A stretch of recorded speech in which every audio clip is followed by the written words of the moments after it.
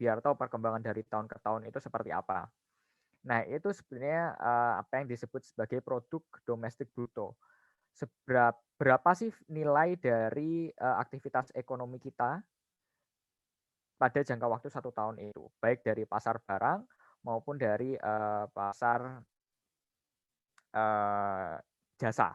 Bisa dibedakan ya, barang dan jasa seperti apa. Itu kayak gitu, itu produk domestik bruto.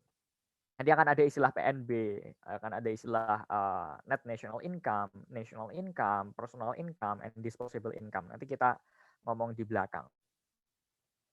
Oke, ini produk domestik bruto itu bertujuan secara umum ya, dia adalah untuk mengukur seluruh aktivitas produksi barang maupun jasa di dalam perekonomian dalam satu angka tunggal. Jadi daripada kita mengukur pasar misalnya pasar sayuran sendiri, pasar mobil sendiri, ya kita jadikan satu aja dalam produk domestik bruto. Sehingga harapannya nanti PDB ini bisa menggambarkan seluruh aktivitas produksi barang maupun jasa yang terjadi dalam perekonomian. Anggap aja gini, ketika kita membeli makanan di restoran ya, misalnya kita lagi mudik terus ada restoran di kiri jalan terus kita mampir makan. Nah, konsumsi kita itu termasuk ke dalam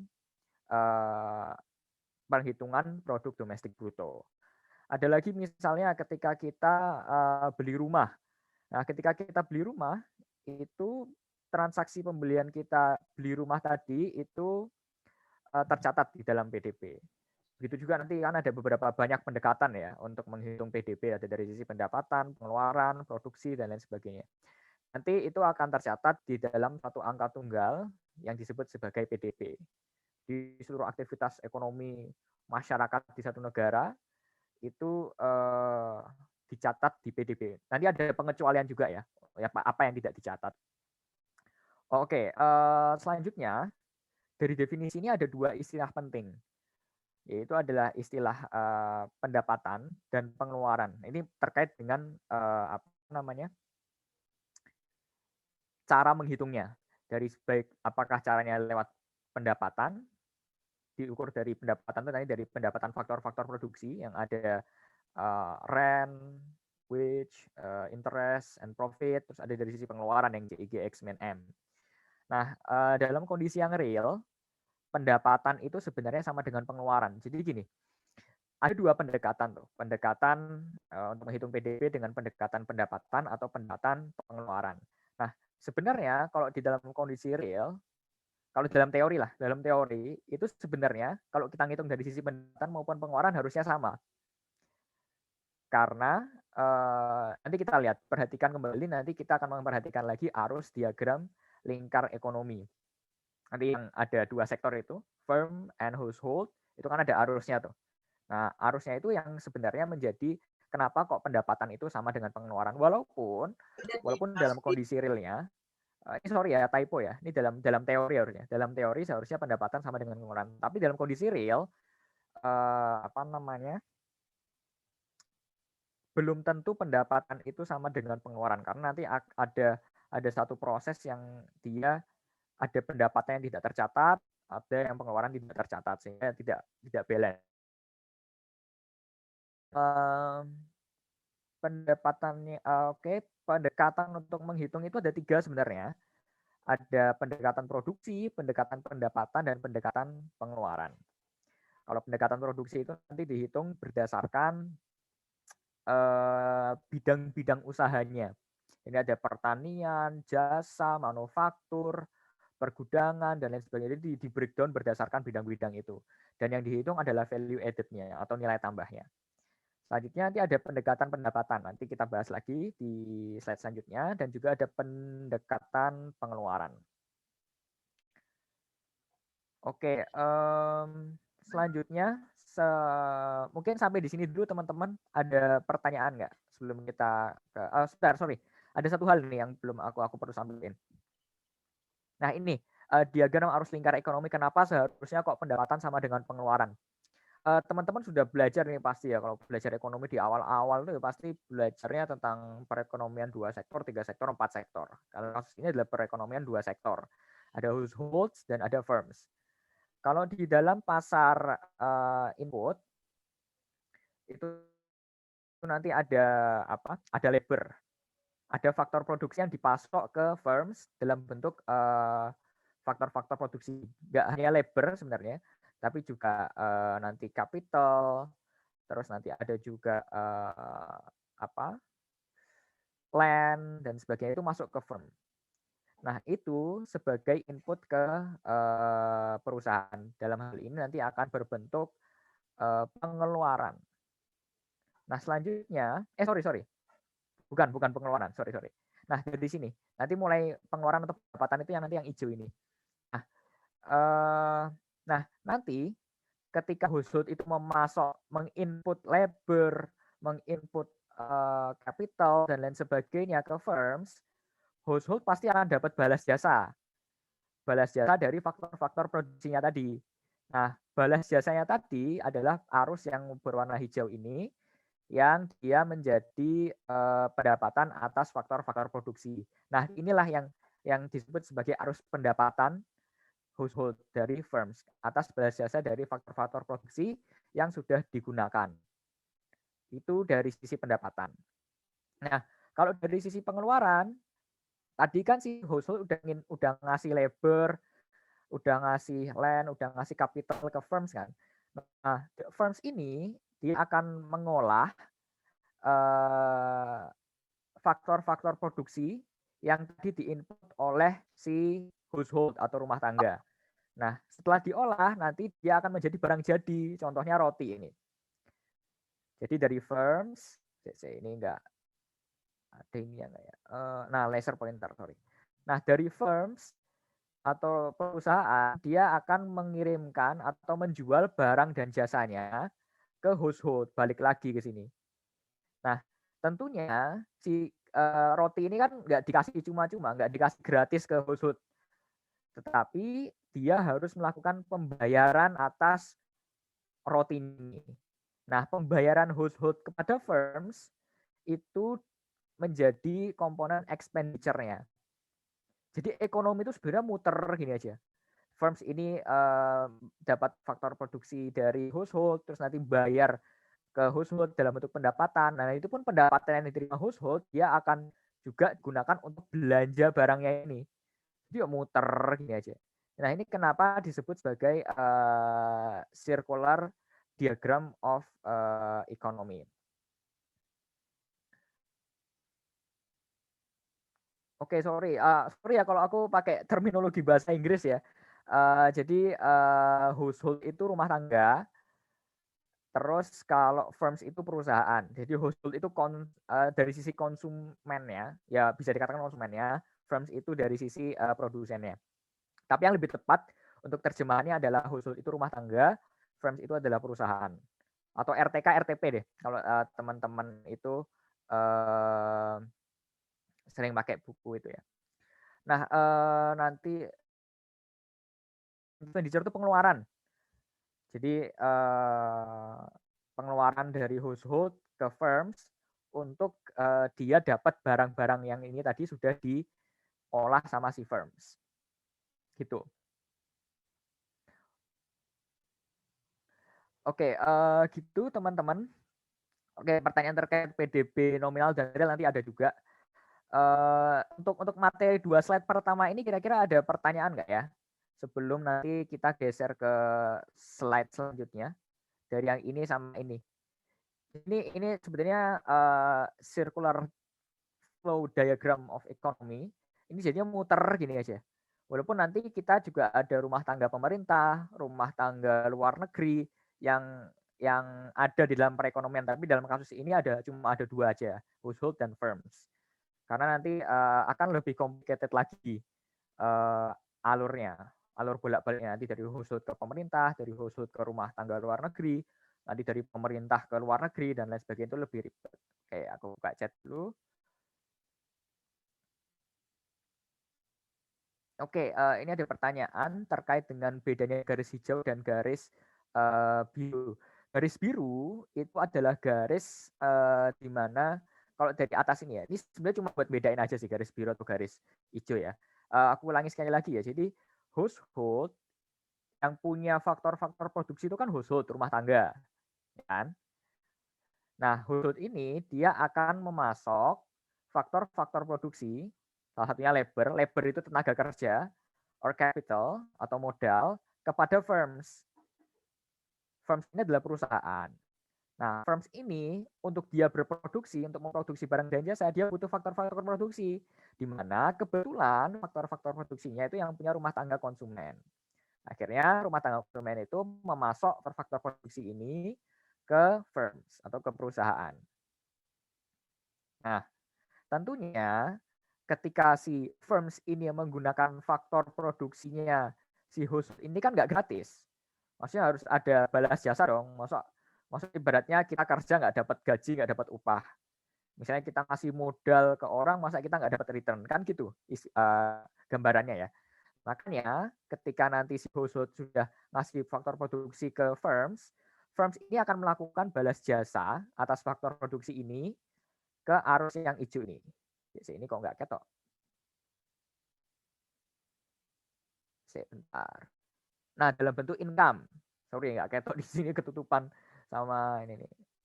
Nah, dalam balas jasanya ini dibalas oleh firms kepada hold di garis hijau yang atas ini. Dan itu dari sisi household menganggapnya itu sebagai income. Karena dia mendapatkan pendapatan dari faktor-faktor produksi yang didapatkan ya, dari faktor produksi yang dipasok ke firms. Jadi nanti balas jasanya kan bisa balas jasa faktor produksi itu. Misalnya ada sewa, ada upah, ada interest itu modal ya, interest sorry.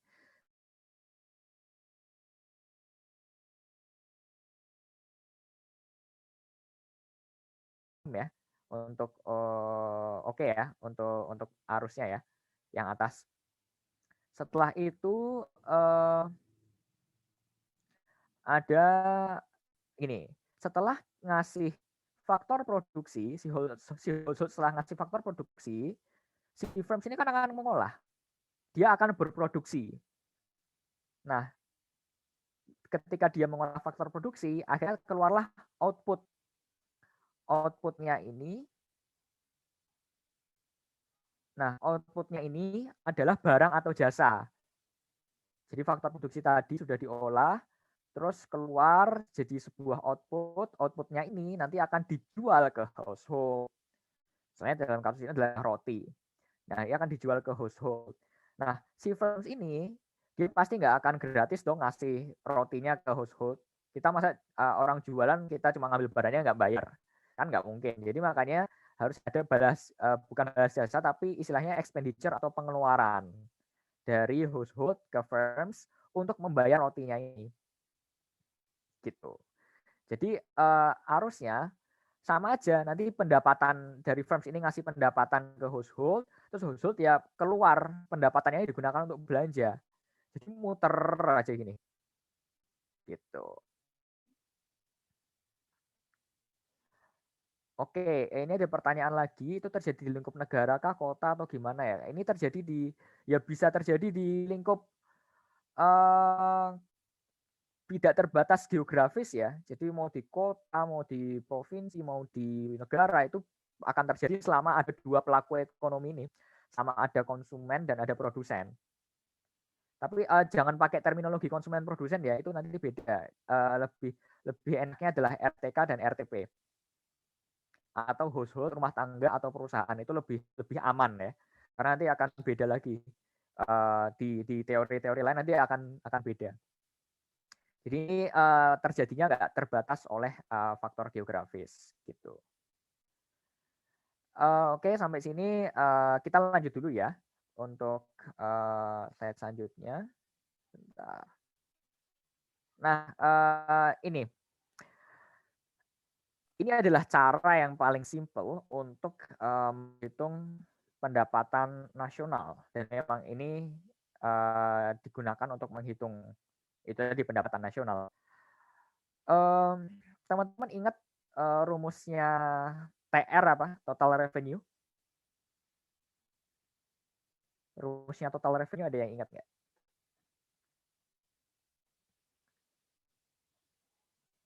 Total revenue itu rumusnya, oke, P kali Q. Oke, ya benar. Total revenue itu adalah P kali Q. Sama kasusnya untuk menghitung pendapatan nasional.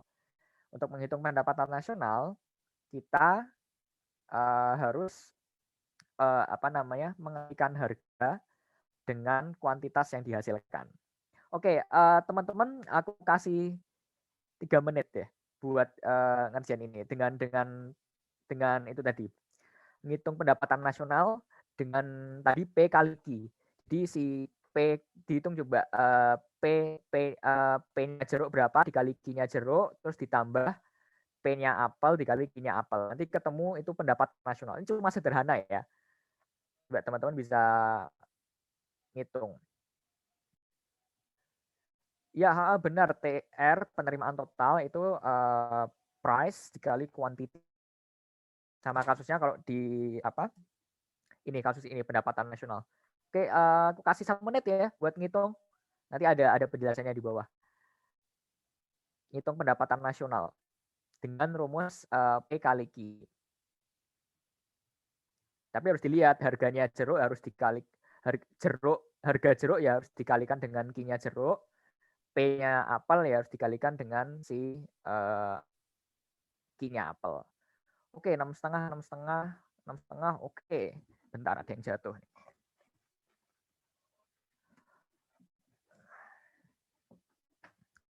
Oke, 6,5, 6,5. Oke, ya. Ini jawabannya. Oke. Teman-teman bisa lihat di sini bahwa total pendapatan itu kan harga dikali kuantitas atau P dikali Q. Kalau kita belajar TR itu ya. Nah, kita harus karena di sini ada 2 barang, maka kita harus pertama kali dulu harga barang yang pertama baru nanti ditambahkan ke barang kedua. Berarti dalam hal ini harga apel dikali dengan kuantitas apel ditambah harga jeruk dikali kuantitas jeruk. Nah, total pendapatan nasionalnya kalau dengan asumsi cuma ada 3 jeruk dan 5 apel dengan harga segitu, ya berarti tinggal 0,5 kali 3, 1,5 ditambah 5 satuan uangnya itu berarti 6,5 US dollar. Itu dengan untuk kasus ini aja. Tapi kan perekonomian satu negara itu kan lebih kompleks kan. Tidak hanya sekedar apel dan jeruk, nanti ada juga sayur, ada mobil, ada laptop, ada macam-macam, ada jasa dan lain sebagainya. Itu lebih macam-macam dan lebih kompleks untuk hitungnya. Itu nanti teman-teman kalau misalnya tertarik masuk ilmu ekonomi nanti akan ada gimana kita ngitung pendapatan nasional yang lebih mendalam lagi. Oke, jelas ya teman-teman terkait dengan ini. Ini sebenarnya basic juga untuk ngitung pendapatan nasional, yaitu intinya P kali Q. P kali Q gitu aja. Terus nanti ditambah barangnya. Barangnya ada berapa ya dikalikan. Tapi sesuai ya. Kalau apel ya sama apel, jeruk sama jeruk. X sama X, Y sama Y. Gitu. Oke, jelas semuanya. Oke, kalau jelas kita coba akan lanjut lagi. Nah, ini ada yang tanya tadi, PDB nominal dan PDB real. Gini, PDB nominal itu adalah penghitungan pendapatan nasional dengan menggunakan harga yang berlaku di tahun tersebut. Misalnya gini, kita mau menghitung nih pendapatan nasional di tahun 2019. Nah, hitungnya P-nya itu kita pakai yang P tahun 2019. Nah, itu kita sebut sebagai PDB nominal. Q-nya tetap Q-nya Q yang 2019, P-nya yang 2019. Sedangkan PDB real itu adalah penghitungan pendapatan nasional dengan menggunakan harga yang konstan. Harga yang konstan ini adalah di mana harganya itu berpatokan pada satu tahun tertentu. Misalnya kalau kita menghitung pendapatan nasional di tahun 2019, kita pakai harga yang berlaku di tahun 2010. Nah, kenapa kita pakai harga yang 2010, kenapa nggak 2019 aja? Karena di dalam perekonomian, kalau teman-teman kenal, itu kita ada yang namanya istilah inflasi. Setiap tahun itu kan pasti ada inflasi barang dan jasa. Baik nanti inflasinya 1%, 2%, 3%. Nah, kenapa pakai tahun 2010, tahun konstan 2010? Supaya variabel inflasinya ini dia nggak ikut masuk ke penghitungan pendapatan nasional. Karena bisa jadi nanti PDB-nya itu ngitungnya terlalu tinggi. Kalau terlalu tinggi nanti kita nggak bisa secara spesifik menentukan sebenarnya pertumbuhan dari PDB kita tiap tahun berapa. Itu lebih sulit kalau misalnya pakai harga yang berlaku. Biasanya pemerintah itu pakai PDB yang harga konstan untuk ngitung supaya tahu dia seberapa jauh pertumbuhannya dari tahun ke tahun. Itu PDB, iya PDB real itu tanpa inflasi. Ya, dia mengurangi unsur inflasi di dalam komponennya, gitu. Supaya dia bisa menghitung secara pasti, secara lebih presisi ya, bukan pasti, secara lebih presisi pertumbuhan dari pendapatan nasional dari tahun ke tahun. Kayak gitu, PDB nominal dan PDB real. Teman-teman ada pertanyaan terkait PDB nominal dan PDB real? Oke, Oke, PDB real tanpa inflasi ya. Oke, kenapa PDB real? Kenapa pakai 2010? Karena gini, kita pasti tahu ya di dalam perekonomian itu ada yang namanya inflasi. Nah, inflasi itu sifatnya adalah kenaikan harga yang secara terus-menerus kan. Jadi yang terjadi di dalam satu perekonomian dan untuk seluruh barang dan jasa. Kenapa kita pakai tahun 2010? Supaya kita bisa menghindari inflasi itu tadi. Nah, anggap gini, kalau kita ukur tahun 2019 ya, pakai harga berlaku 2019, ya berarti kita begitu seterusnya. Tahun 2020 ya kita pakai harga yang 2020, 2021 kita pakai harga yang berlaku 2021. Nah, itu tidak presisi menunjukkan seberapa jauh pertumbuhan kita setiap tahunnya. Jadi kita harus menggunakan ini tadi, harga konstan yang berlaku 2010 untuk kita bisa ngilangin inflasinya. Jadi akan ketahuan ketika kita pakai harga 2010, oh ternyata perkembangannya dari tahun 2011 gini, 2012 gini, 2013 gini. Sebenarnya lebih kepada urusan lebih presisi atau enggak. Gitu aja sih. Dan lebih menggambarkan perekonomian atau enggak. Jadi itu beda antara PDB nominal dengan PDB real. Pemerintah biasanya menggunakan PDB real daripada PDB nominal untuk pengambilan kebijakan. Kayak gitu, udah jelas apa belum ya?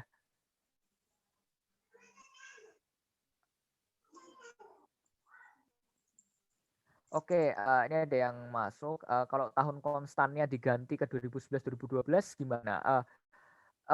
Itu nanti tergantung dari kebijakan pemerintahnya sendiri. Biasanya sih 10 tahun sih.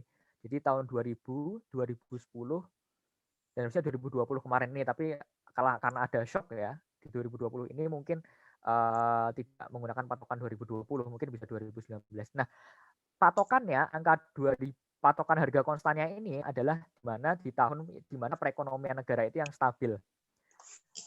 Makanya kemungkinan tahun 2020 ini nggak akan dijadikan dasar penghitungan untuk PDB karena kita tahu ada shock pandemi COVID-19 sehingga itu kan menurunkan perekonomian. Nanti kita intermezzo dikit. Kenapa kok pertumbuhan ekonomi kita negatif kalau kita lihat dari sisi PDB-nya ini. Gitu. Jadi nanti tergantung pemerintahnya mau milih 2010, 2011, 2012. Nanti tergantung dari pemerintah mana milih tahun yang dia lebih stabil ekonominya. Gitu. Itu harus pakai 10 tahun belakangan atau 9 tahun belakangan nggak tentu juga ya, tergantung pemerintah juga. Pemerintah mau yang 2012 ya monggo. Pemerintah mau memakai 2010 ya monggo, silahkan gitu. Nggak ada patokan khusus kok untuk berapa tahunnya itu. Yang penting dia harganya bukan harga yang berlaku di tahun itu juga. Biar bisa ketahuan seberapa jauh pertumbuhannya. Simpelnya kayak gitu sih. PDB real dan PDB nominal. Oke, kita lanjut lagi. Sebentar. Nah, teman-teman pernah dengar deflator PDB ya mungkin, atau ini istilah baru bagi teman-teman. Deflator PDB ini adalah cara ngitung inflasi sebenarnya. Karena kan inflasi, kalau teman-teman belajar inflasi itu kan ada beberapa cara untuk ngitung inflasi. Salah satunya adalah ngitung dari indeks harga konsumen atau ngitung dari deflator PDB. Nah, deflator PDB atau GDP deflator itu didapatkan dari PDB nominal dibagi dengan PDB real. Nah, kita tahu kan PDB nominal itu dia pakai harga yang berlaku di tahun itu. Sedangkan kalau PDB real dia menggunakan harga yang konstan. Nah, rasio antara PDB nominal dengan PDB real itu merupakan deflator PDB ini kan rasionya. Rasionya ini adalah gambaran inflasi yang terjadi di tahun tersebut. Jadi ini salah satu penghitungan aja dan ini jarang untuk keluar di, ya mungkin kurang tahu ya apakah keluar di UTBK atau enggak, tapi ini bisa jadi pemahaman buat teman-teman sekalian terkait deflator PDB. Nah, biasanya yang ditanyain itu komponen yang selain IHK yang dia bisa ngitung inflasi, ya salah satunya deflator PDB ini. Buat ngitung inflasi salah satunya PDB deflator itu. Oke, gini ini nggak terlalu aku banyak bahas karena ini juga nggak terlalu banyak keluar. Sebentar. Oke, inflasi itu apa ya? Gini, inflasi itu adalah kenaikan harga yang terjadi secara terus-menerus dan itu terjadi di semua barang. Contohnya gini, ketika misalnya harga masker kemarin naik nih, itu termasuk inflasi atau enggak? Nah, masker kemarin yang naik, tiba-tiba harga masker kemarin naik, itu belum bisa diklasifikasikan sebagai inflasi. Kenapa? Karena yang naik cuma harga masker doang, barang lain nggak naik harganya. Kecuali kalau misalnya harga masker naik, harga ventilator naik, harga bed rumah sakit itu, maksudnya bednya itu naik. Nah, itu baru disebut sebagai inflasi. Inflasi itu intinya adalah dia kenaikan harga yang terjadi secara umum untuk semua barang dan terjadi secara terus-menerus. Kalau misalnya harganya cuma hari ini 8.000 terus besoknya 9.000 terus besoknya balik 8.000 itu belum bisa diklasifikasikan sebagai inflasi ya. Tapi kalau dia terjadi secara terus-menerus dalam jangka waktu tertentu itu disebut sebagai inflasi. Nah, ada banyak terkait dengan inflasi. Ini nanti akan ada materi yang berbeda ya inflasi, karena inflasi nanti kaitannya dengan supply and of money, supply of money, nanti ada persamaan Fisher dan lain sebagainya, itu nanti akan bahas di bab yang berbeda. Oke, bedanya inflasi sama deflasi. Inflasi itu kenaikan harga, kalau deflasi itu penurunan harga. Intinya gitu aja. Deflasi dan inflasi. Kalau sekarang kita kondisi pandemi kayak gini, justru kita bukan inflasi tapi deflasi. Karena kan nggak banyak orang yang mau beli barang kan sekarang. Orang pada mending nyimpen duit kan sekarang daripada dia belanja buat barang. Nah, karena dia nggak mau belanja buat barang, maka barangnya kan banyak nih di pasar nih. Barangnya banyak di pasar, akhirnya supply-nya naik, pada akhirnya nanti secara agregat harga-harga akan turun. Nah, itu kenapa kok pada saat sekarang ini bukan inflasi, saat krisis pandemi kayak gini kita bukan inflasi tapi deflasi. Dan deflasi itu biasanya ciri-ciri untuk ke arah krisis biasanya. Bisa dikatakan inflasi itu berlangsung berapa lama? Ya biasanya itu aku kurang tahu berapa jangka waktunya karena untuk penghitungan statistik dan lain sebagainya itu yang ngurus BPS. Tapi per bulan itu biasanya sudah bisa dihitung inflasinya karena biasanya BPS itu merilis inflasi per bulan itu berapa.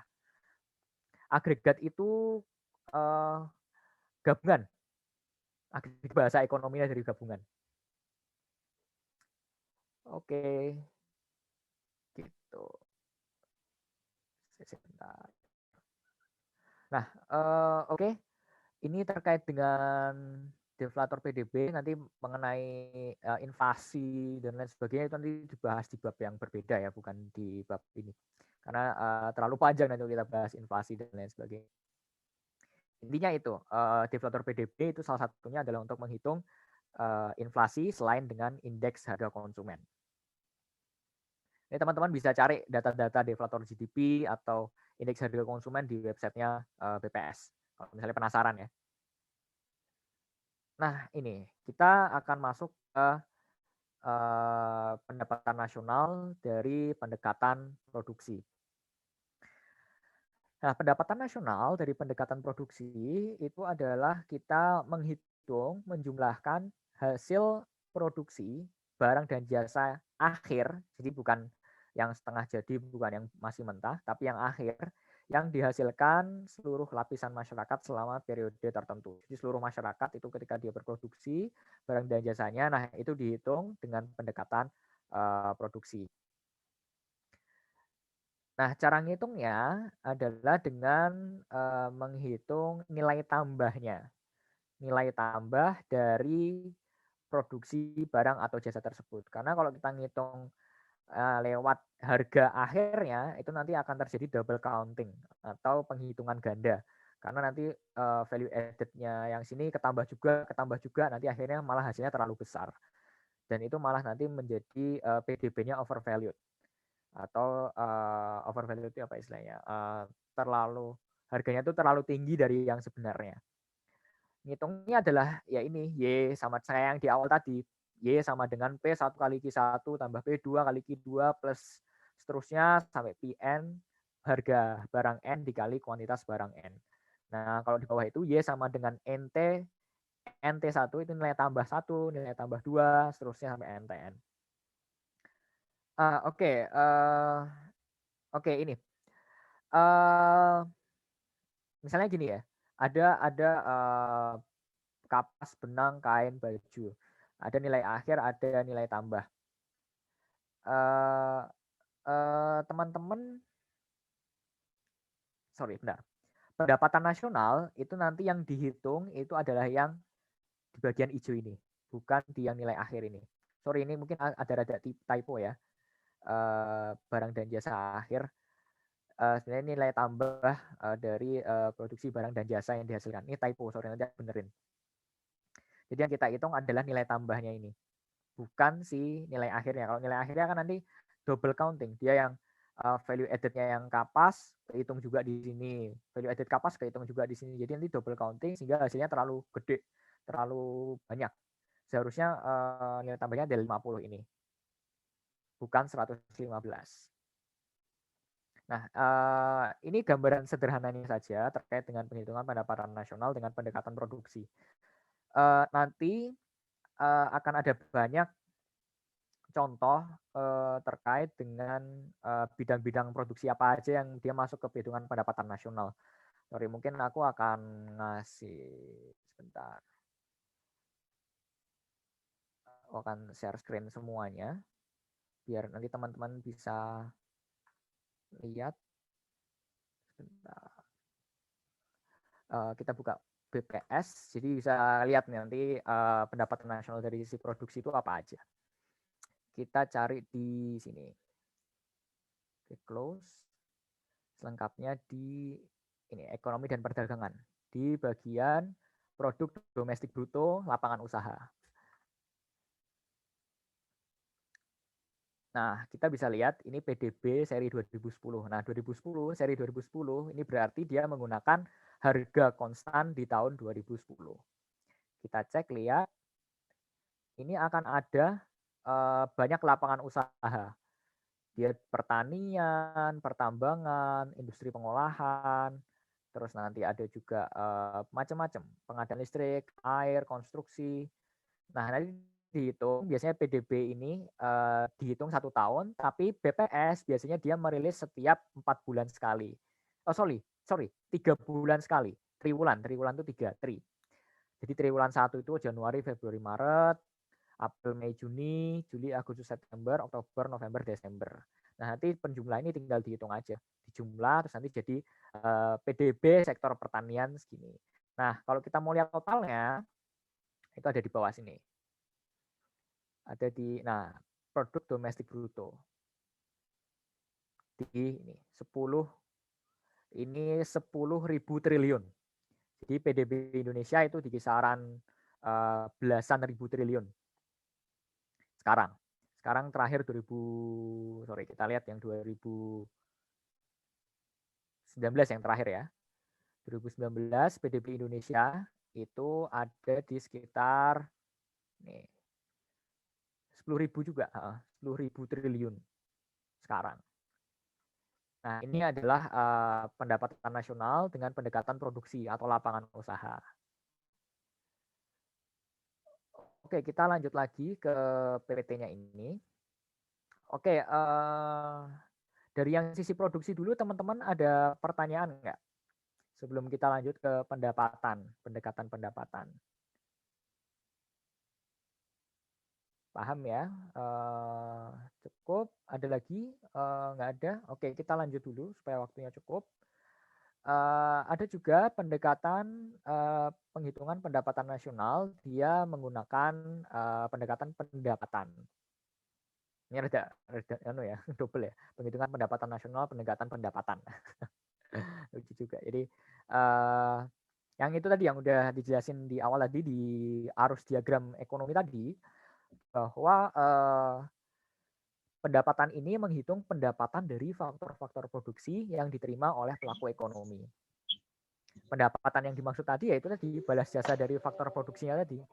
Balas jasa dari tanah itu adalah sewa, terus nanti balas jasa dari labor itu adalah upah, balas jasa dari modal finansial adalah bunga, dan juga ada balas jasa dari kewirausahaan, yaitu laba.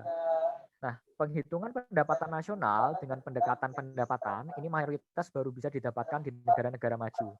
Alasannya kenapa? Karena dia, sebentar ini ada yang, oke, udah. Nah, ini ada pendapat, kenapa kok negara maju, hanya negara maju yang baru bisa menghitung pendekatan pendapatan, karena dia struktur ekonominya lebih mapan dan didominasi oleh sektor formal. Sektor formal itu adalah sektor yang berizin atau yang pemerintah bisa mantau. Jadi kalau lawannya sektor formal adalah sektor informal. Sektor informal itu sektor yang tidak tercatat di dalam perekonomian. Nah, negara-negara berkembang itu mayoritas masih didominasi oleh sektor informal daripada sektor formal. Itulah alasannya kenapa kok di negara maju itu bisa ngitung dari pendekatan pendapatan. Karena dia perekonomiannya didominasi oleh sektor formal. Bedanya apa sih sektor formal sama sektor informal? Contohnya sektor formal itu adalah perusahaan yang punya izin, misalnya PT, CV, terus nanti ada juga orang bekerja karyawan dan lain sebagainya. Kalau pekerja informal itu contohnya adalah orang-orang yang dia sebenarnya tidak punya izin untuk berjualan atau dia melakukan aktivitas ekonomi. Misalnya gini, sebenarnya kalau kita lihat di pinggir jalan itu kan ada pedagang kaki lima, terus ada tukang bakso, ada tukang siomay dan lain sebagainya. Nah, itu yang diklasifikasikan sebagai sektor informal. Karena sebenarnya mereka tidak punya izin, karena sebenarnya secara legal formalnya ya mereka tidak punya izin untuk berjualan. Karena pun di Indonesia pun regulasinya juga tidak terlalu ketat untuk hal itu, jadi tidak terlalu bermasalah untuk saat ini. Nah, itulah kenapa. Jadi tukang bakso, pedagang kaki lima ini yang nggak bisa dihitung masuk ke pendapatan nasional, karena mereka tidak terdaftar dalam tanda kutip di dalam perekonomian. Jadi berarti dia tidak punya legal standing untuk beraktivitas.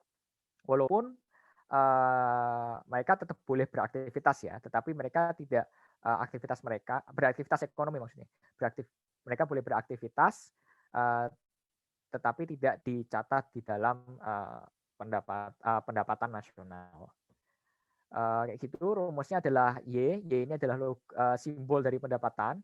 Y sama dengan rent itu sewa, wage, upah, plus interest, plus profit. Interest itu adalah bunga, profit itu adalah laba. Oke, ini pendekatan pendapatan.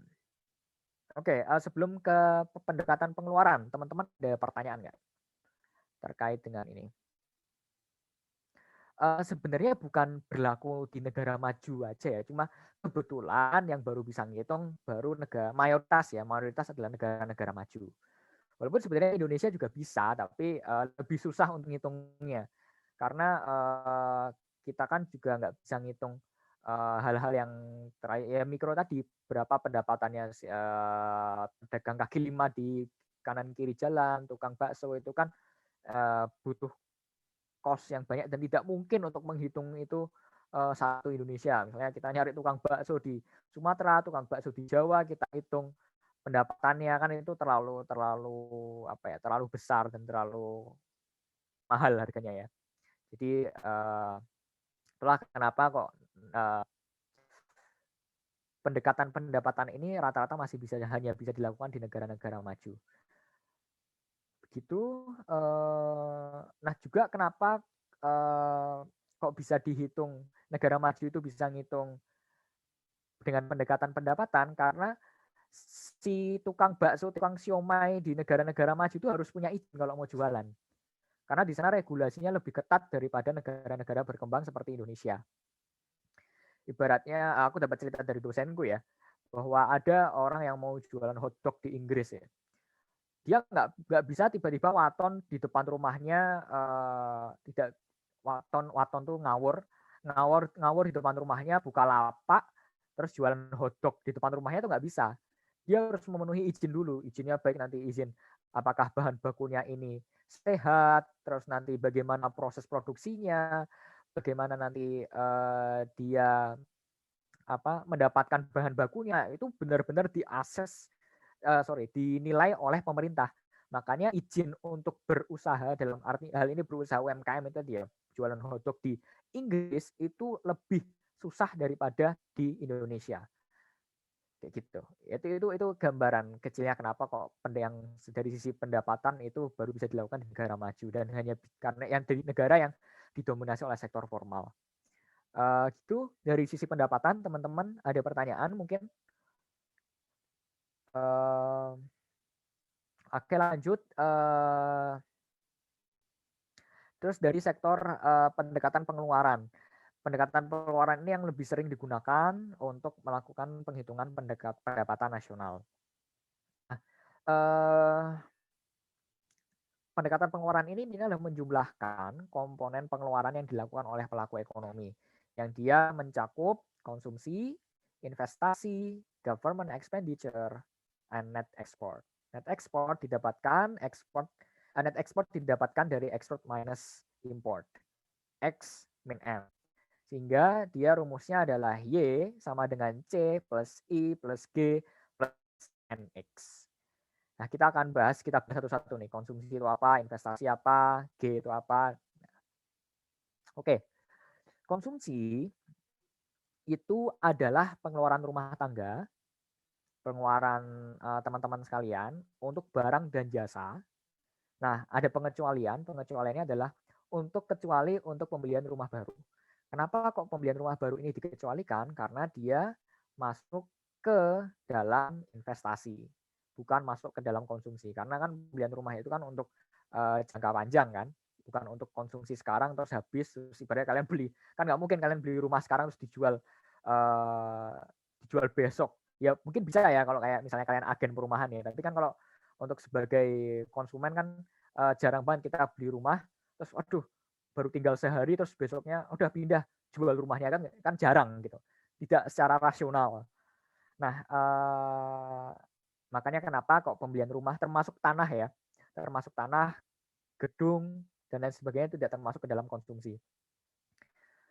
Nah contoh barangnya apa ya? Kendaraan mobil, makanan, baju, HP, kuota internet dan lain sebagainya. Itu contoh barangnya. Kalau contoh jasa, misalnya ya cukur rambut, pelayanan kesehatan ya, teman-teman bisa bedain ya barang dan jasa apa. Nah, ini ada paradoks sebenarnya. Sebenarnya teman-teman kalau teman-teman semakin konsumtif, teman-teman semakin banyak pengeluarannya untuk konsumsi, maka semakin tinggi pula pendapatan nasional. Kenapa ya? Karena C itu adalah komponen dari penghitungan pendapatan nasional. Kita bisa lihat di sini. C itu adalah ini. Karena C ini adalah salah satu komponen dari penghitungan pendapatan nasional. Makanya semakin, dalam tanda kutip, semakin boros teman-teman semua, maka pendapatan nasional akan semakin tinggi. Jadi boros pangkal kaya. Walaupun ini rada itu ya, tapi secara ekonomi ini benar bahwa semakin teman-teman konsumtif maka semakin tinggi PDB kita. Rumus konsumsi teman-teman tahu ya, kalau misalnya udah belajar adalah C sama dengan A plus B YD. Di mana A itu adalah konsumsi otonom. Konsumsi otonom itu adalah konsumsi yang dilakukan ketika pendapatan sama dengan nol. Kan gambarannya gini, konsumsi otonom itu adalah ketika teman-teman itu nggak punya pendapatan, teman-teman kan harus konsumsi, harus tetap konsumsi kan, harus makan, harus beli, ini harus beli makan kan. Nah, beli makan ini adalah konsumsi otonom teman-teman. Walaupun teman-teman nggak punya pendapatan kan harus tetap makan. Kayak gitu. Terus ada B. B itu adalah MPC, marginal propensity to consume, atau kecenderungan dari orang untuk mengkonsumsi. Jadi ketika ada tambahan pendapatan, itu rasio dari jumlah pendapatan yang bertambah tadi terhadap konsumsi itu berapa? Itu MPC.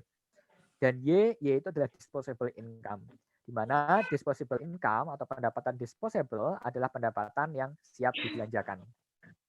Yaitu YD sama dengan Y min T. Di mana T itu adalah tax atau pajak.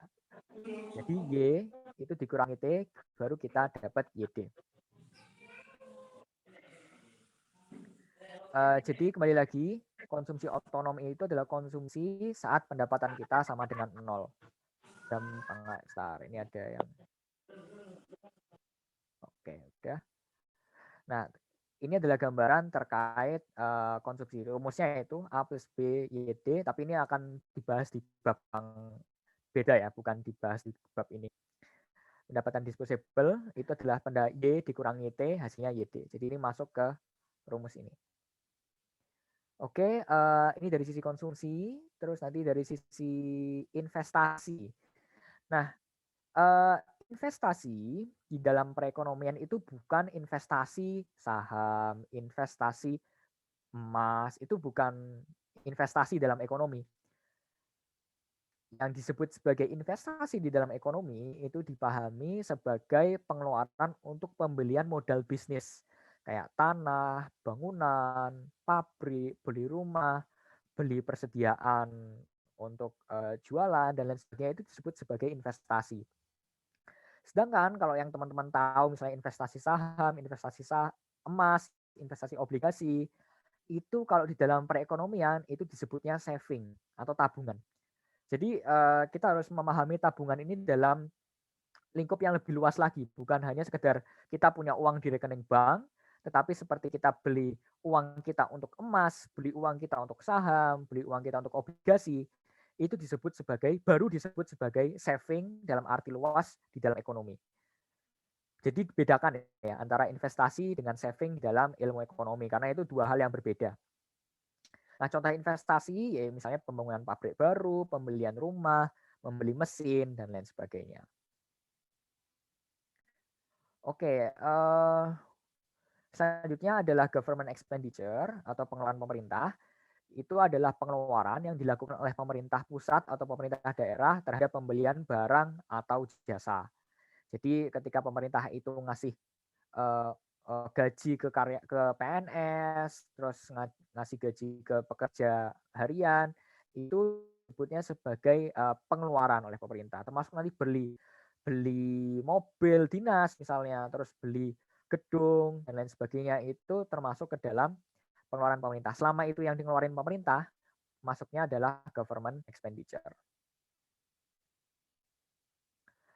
Oke, selanjutnya ada beberapa hal yang sedikit tricky, dalam artian sedikit rada tricky ya. Apabila melakukan pembayaran premi jaminan sosial bagi masyarakat, ini masuk bukan ke government expenditure, tetapi dia masuknya ke transfer payment, yang dia ini masuknya jadi intinya transfer payment ini ke penghitungan komponen pengeluaran pemerintah. Dan juga nggak bakal masuk ke C atau ke I. Jadi dia akan komponen yang terpisah gitu.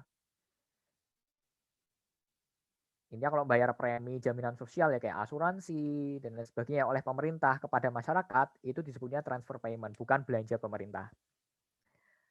Nah, besarnya G atau besarnya pengeluaran pemerintah terhadap PDB. Jadi kan PDB itu kan komponennya banyak tadi tuh, C, I, G, N, X. Nah, seberapa besar G-nya terhadap PDB ini dapat mengetahui seberapa jauh peranan pemerintah di dalam perekonomian. Misalnya kalau di negara-negara Eropa Utara kayak Finlandia, Swedia, Swiss, Skandinavia, dia porsi G-nya itu besar banget terhadap PDB, bisa sampai 40%. Makanya mereka disebut sebagai welfare state atau negara kesejahteraan karena porsi pemerintah di dalam perekonomian itu cukup tinggi. Kalau negara kayak Indonesia itu porsi G-nya itu hanya di kisaran 10 sampai 12% aja. Sedangkan untuk dan Indonesia mayoritas masih didominasi oleh konsumsi. Jadi 60% PDB Indonesia itu ditopang dari sisi konsumsinya kita. Oke, kita lanjut dulu. Nah, ekspor neto itu adalah selisih dari, gampangnya ekspor neto itu adalah ekspor kurangi impor. Ini penjualan barang dari dalam negeri ke luar negeri dikurangi dengan pembelian barang luar negeri ke dalam negeri. Ekspor neto itu merupakan tadi, gampangnya sederhananya ekspor kurangi impor ya. Nah, kenapa terjadi ekspor impor? Ya karena ada alasan perbedaan sumber daya masing-masing negara. Kita nggak bisa memproduksi gandum di Indonesia karena gandum itu kan bagusnya kalau ditanam di daerah yang dingin, yang 4 musim. Makanya kita impor gandum. Jadi kita seterusnya akan impor gandum karena kita akan punya perbedaan sumber daya dari masing-masing negara. Termasuk juga kayak kita punya rempah-rempah, kita punya cengkeh, sedangkan negara lain yang di daerah-daerah Eropa Utara kan nggak bisa memproduksi rempah-rempah.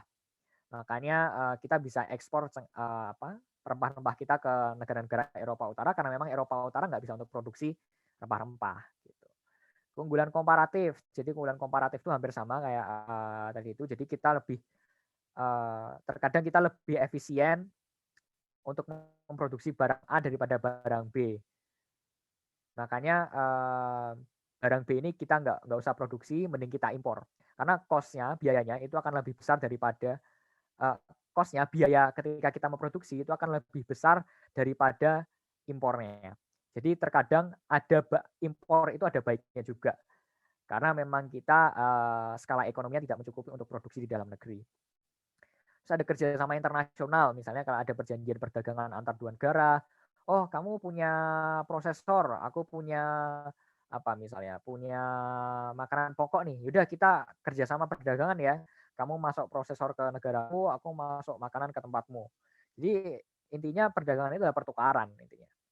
Pun bisa jadi perdagangan internasional itu bisa dalam bentuk barter, bisa dalam bentuk uang, dalam artian perdagangan biasa ditukar dengan uang.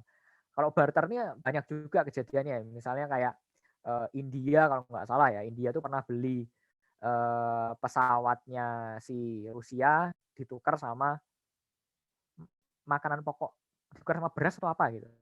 Jadi mereka tinggal tukeran aja gitu, nggak perlu ngeluarin duit monetary nggak perlu ngeluarin uang gitu loh, karena sudah barter. Jadi bisa barter, bisa pakai uang. Kayak gitu ekspor neto. Teman-teman ada pertanyaan terkait ini pengeluaran pemerintah? Tentunya dari sisi penghitungan ya, penghitungannya dan lain sebagainya. Nah, ini ada pertanyaan masuk. Konsumsi otonom udah dijawab. Investasi saham gitu kita bantu perekonomian negara. Ya, investasi saham itu juga bantu perekonomian negara. Jadi mungkin ini topik sendirian, ini akan panjang ya kalau mau ngejelasin investasi saham itu bantu negara itu mekanismenya gimana. Tapi jawabannya iya. Alasannya itu nanti cukup panjang, jadi nggak akan dibahas di pertemuan kali ini. Ada pertanyaan masuk, kalau ada pilihan asuransi berarti nggak ditambahkan ya Kak? Sebenarnya itu nanti tergantung konteksnya sih. Kalau konteksnya pemerintah membayar asuransi kepada masyarakat, itu nggak masuk ke dalam klasifikasi pengeluaran pemerintah. Jadi nanti tergantung konteks sih. Kalau cuma pilihannya nanti emang agak tricky ya ini. Jadi intinya lihat konteksnya dulu aja. Ketika pemerintah yang ngeluarin berarti itu bukan termasuk pengeluaran pemerintah gitu aja. Ada pertanyaan untuk komponen pengeluaran? Sebelum kita lanjut ke slide selanjutnya, mungkin kita Oke, lanjut ya, lanjut. Oke, kita lihat datanya sekarang. Kita udah tahu teorinya nih. Oh ini sorry, ini aku masukin nggak sengaja, bukan nggak sengaja ya. Ini nggak akan keluar di UTBK sama sekali nggak. Ini kuliah doang. Kalau teman-teman mau mendalami ilmu ekonomi ya. Ini keseimbangannya ini panjang, terus pada akhirnya Y itu sama dengan ini, sama dengan yang panjang ini. Tapi ini nggak terlalu nggak usah dipermasalahkan ya waktu SMA ya. Ini urusannya orang kuliah nih. Gitu. Sebentar, kita next. Nah, ini dia contohnya. Ini contohnya di US ya, Amerika ya. GDP and its component. This table shows total GDP for the US economy in 2015 and the breakdown of GDP among its four components. When reading this table, recall the identity Y equals with C plus I plus G plus NX. Kita lihat di sini gross domestic product-nya dari US itu adalah 17.938 billion US dollar. Nah, ini adalah PDB-nya Amerika tahun 2015. Di breakdown lagi nih, konsumsinya berapa? Konsumsinya 12.000 billion US dollar. Itu berapa persen dari porsi PDB? 68%. Investasinya berapa? 3.018 US dollar, di mana dia presentasinya adalah 17% dari PDB. Government purchase-nya itu 3.184 billion US dollar, itu presentasinya 18%. Net export ini karena kebetulan dia minus net ekspornya, sehingga dia minus di sini. Ini dia terkait dengan struktur PDB. Nah, kita lihat nih pertumbuhannya dari tahun ke tahun. Ini untuk kasus Amerika ya. Kita bisa lihat dia pakai tahun konstan 2009. Tahun konstan, jadi billions of 2009 dolar. Jadi menggunakan nilai dolar, nilai uang yang berlaku di 2009. Jadi ini tidak ada unsur inflasi di sini. Jadi kalau kita nggak ada unsur inflasi, kita bisa ngitung pertumbuhan dari tahun 1965 sampai 2010 ini kayak gimana. Nah ini kita bisa lihat kalau yang merah ini kondisi shocknya ya. Shock itu kondisi ada kejadian tertentu misalnya kayak pandemi atau ada kayak misalnya contohnya di sini.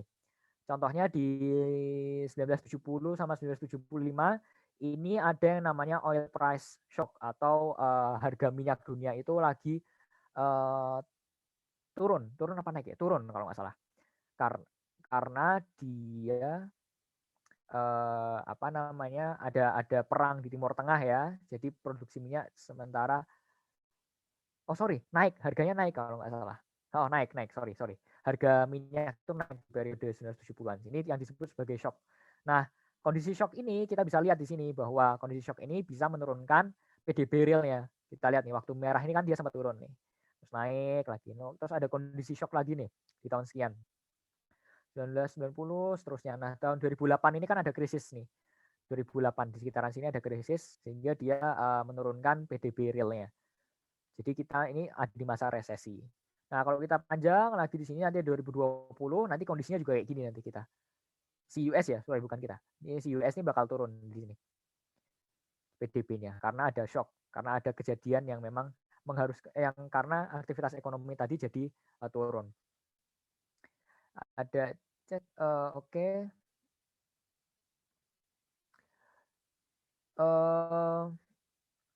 Sebentar, ini ada chat. Sorry, 3 komponen tadi bisa dipakai buat mencari GDP ya. 3 komponen cara ngitung tadi, cara pendekatan pendapatan, pengeluaran, dan produksi itu bisa digunakan untuk mencari GDP. Terus untuk ini untuk yang tadi rumus-rumus dan lain sebagainya itu nggak keluar ya. Yang tadi kayak ulet-ulet tadi itu cuma sekalian cuma nunjukin aja sih itu persamaannya. Jadi itu nggak bakal keluar untuk UTBK. Nggak perlu jadi dihiraukan saja. Terus standar net ekspor kok minus? Oh ya sebentar. Net ekspor kok minus karena dia karena dia bisa jadi impornya lebih besar daripada ekspor. Karena kan net ekspor itu apa? Net ekspor itu adalah X min M kan. Ketika X-nya lebih besar daripada M, hasilnya kan positif. Tetapi kalau si M-nya ini lebih besar daripada X, berarti kan net ekspornya akan minus. Jadi dia akan mengurangi pendapatan nasional. Gitu. Minus. Ya karena dia impornya lebih gede daripada ekspor. Gitu. Nah, kenapa berarti setiap ada kondisi shock itu selalu turun ya Kak GDP-nya?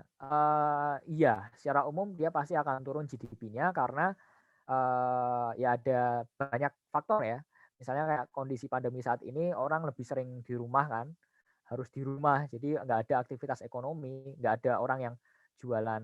Kalau dulu awal-awal kan orang nggak ada yang mau buka restoran, nggak ada yang mau buka mall karena pada takut sama COVID. Ya itulah yang menyebabkan GDP-nya jadi turun karena nggak ada aktivitas ekonomi di sana. Kayak gitu. Nah, itulah kenapa kondisi shock saat sekarang ini karena pandemi COVID-19 itu menurunkan perekonomian kita, khususnya dari sisi C. Karena orang-orang pada nggak mau belanja kan sekarang, lebih mending nyimpan uangnya sekarang buat jaga-jaga. Kondisinya C ini akan turun drastis. I-nya juga akan turun, dan NX-nya juga pasti akan turun. Nah, gimana pemerintah supaya mempertahankan pertumbuhan ekonomi kita nggak terlalu anjlok-anjlok banget? Pemerintah punya komponen G, komponen government expenditure. Makanya kenapa kalau kondisi pandemi saat ini, pemerintah pengeluarannya jor-joran, pengeluarannya tinggi banget, supaya dia bisa mempertahankan Y-nya ini. Supaya Y-nya tetap nggak, supaya Y-nya itu tidak terlalu terjun dalam banget. Karena C-nya turun, I-nya turun, NX-nya turun, ya supaya dia turun yang ini nggak terlalu dalam banget, maka G-nya harus naik. Makanya kenapa sekarang pemerintah defisitnya terhadap PDB itu ditinggikan ya supaya G-nya bisa naik gitu. Itu kondisi pandemi saat ini kasusnya kayak gitu. Oke teman-teman, ada pertanyaan nggak terkait secara umum? Nah ini pendekatan pendapatan nasional, nanti kita bahas habis ini. Ada pertanyaan nggak terkait hal ini? Sekarang jam berapa ya takutnya? Oh 20.14. Oke, ada pertanyaan? Cukup ya. Oke, sebentar aku izin bentar buat ambil minum ya. Sebentar.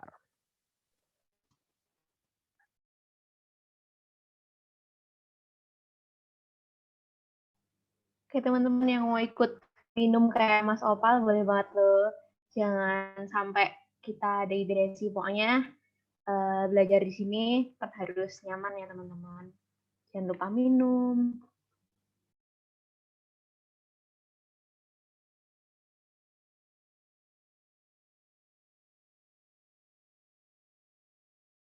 Oke, balik lagi, sorry. Minum. Ngajar tuh juga keluar suaranya capek juga ternyata. Oke, ini gambarannya. Setelah itu kita akan lihat pendapatan nasional dari PDB sampai pendapatan disposable. Kita belajar tadi itu mengenai penghitungan PDB ini. Ada 3 pendekatan pengeluaran. Ada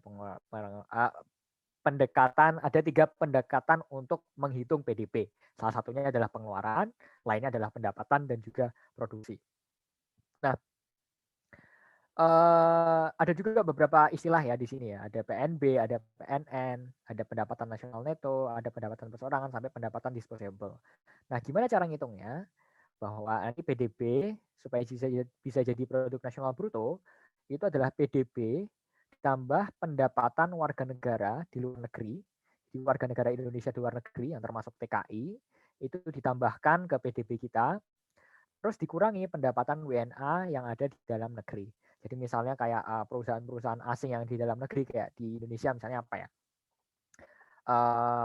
Chevron misalnya kalau yang di minyak itu ya, itu dia nggak masuk ke dalam penghitungan pendapatan nasional produk nasional bruto karena dia perusahaan luar negeri bukan perusahaan punyanya Indonesia. Nah, ini bedanya apa PDB sama PNB? PDB itu konsepnya adalah di mana aktivitas ekonomi itu dilakukan. Ya di Indonesia, kalau di Indonesia ya yang ngitung cuma Indonesia doang. Walaupun nanti WNI yang ada di luar negeri itu kerja terus dapat pendapatan, itu nggak masuk ke penghitungan PDB. Beda kasus kalau PNB. PNB ini pendekatannya adalah siapa yang melakukan aktivitas ekonomi. Siapanya itu adalah WNI. Jadi PNB ini adalah menghitung pendapatan dari WNI seluruh seluruh WNI, baik WNI yang di dalam negeri maupun di luar negeri. Makanya dia harus dikurangi dengan negara asing supaya dia full bahwa PNB ini adalah aktivitas ekonomi yang dilakukan oleh masyarakat Indonesia.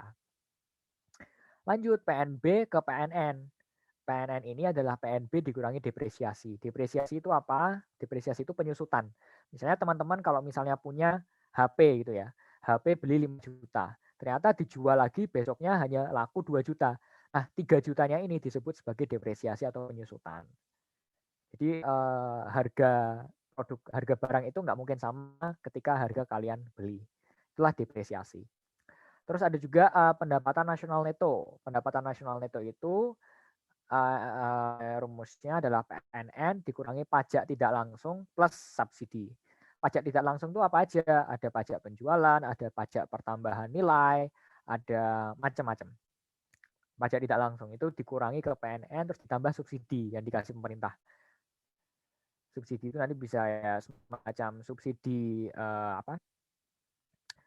Kalau di Indonesia itu ada subsidi pupuk, ada subsidi BBM dan lain sebagainya.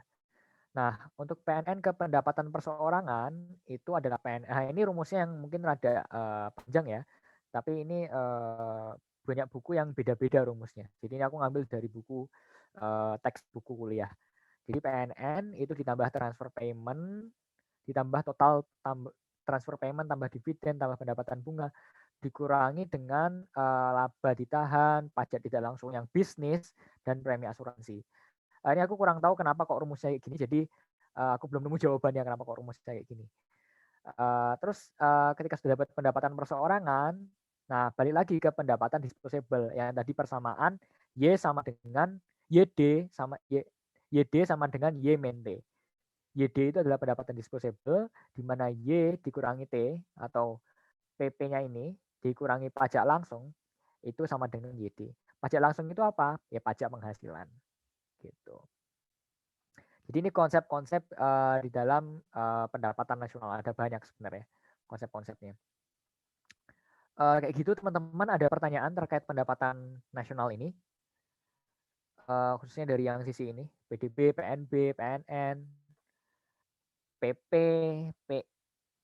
PP pendapatan perseorangan itu personal income. Kalau pendapatan disposable itu disposable income. Teman-teman ada pertanyaan, monggo silahkan terkait hal ini. Karena ini materinya sudah selesai sih untuk materinya ya. Jadi nanti habis ini akan ada kayak semacam soal gitu. Disposable itu, aduh apa ya? Bentar. Disposable itu adalah, bentar aku cari ya istilahnya. Disposable. Sebentar aku cari.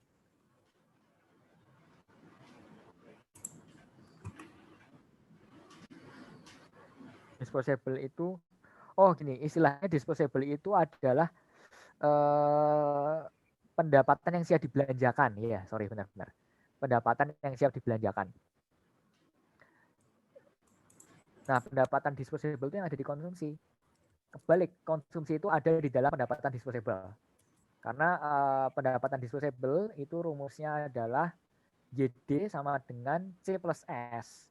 C-nya itu konsumsi, S-nya itu saving. Gitu. Terus PNN itu untuk produk nasional atau pendapatan nasional. Nah, sebenarnya ini cuma istilah doang ya, PNN. Karena sebenarnya istilah yang, karena aku sering biasanya pakai istilah bahasa Inggris ya, dan itu lebih bisa beda perbedaannya. Kalau produk nasional neto itu kan net national product (NNP). Kalau pendapatan nasional neto itu nanti NNI maksudnya, net national income. Jadi sebenarnya kalau istilah Indonesia emang rada rancu ya. Jadi aku lebih sering pakai istilah bahasa Inggris kalau dalam kasus ini.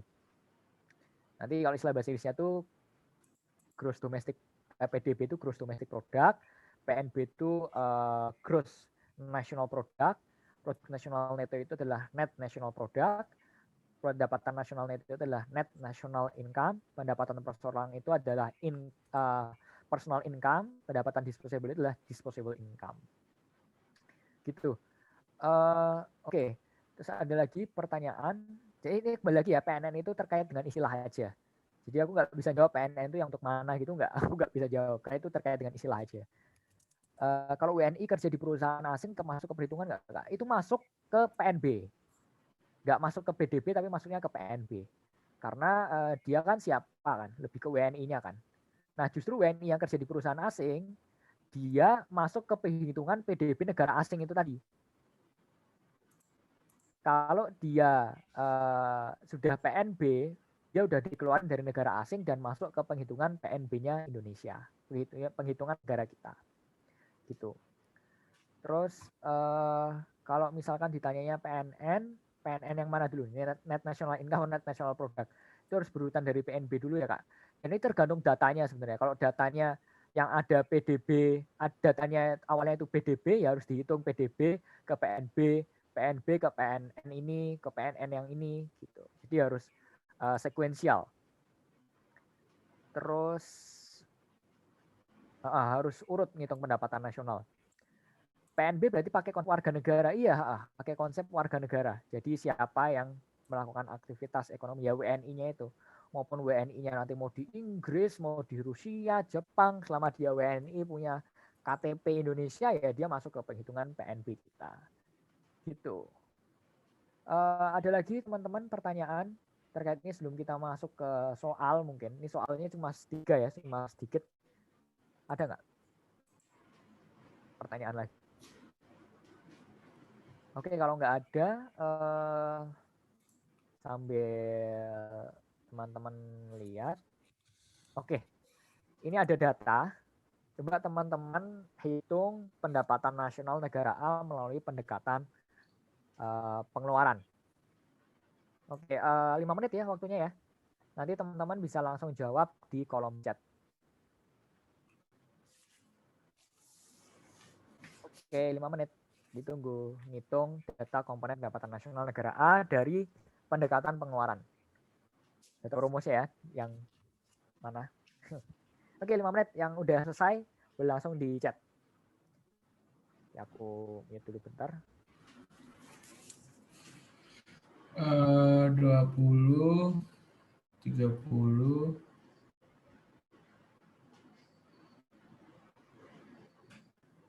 30, 42, 42.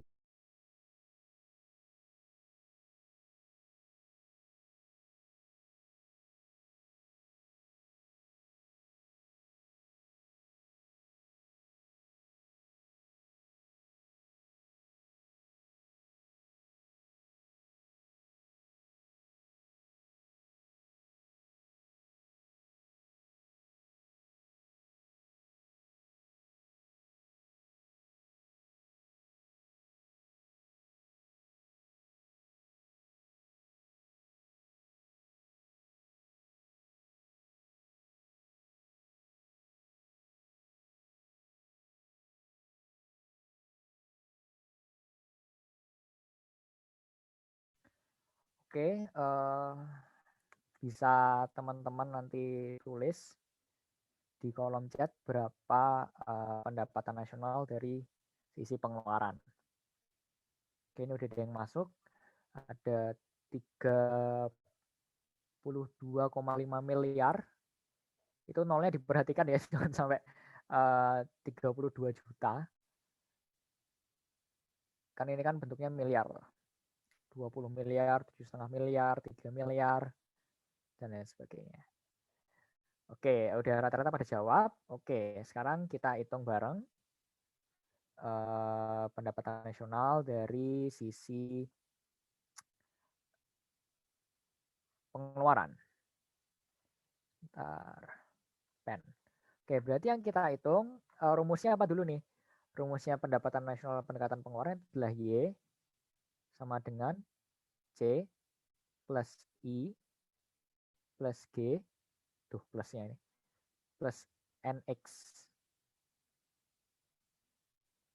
Sorry ya, ini nggak terlalu anu. Terus kita lihat C-nya mana? C-nya ini. Ya, konsumsi masyarakatnya berapa? 20. Anggap 20 M ya ini. Terus I-nya berapa?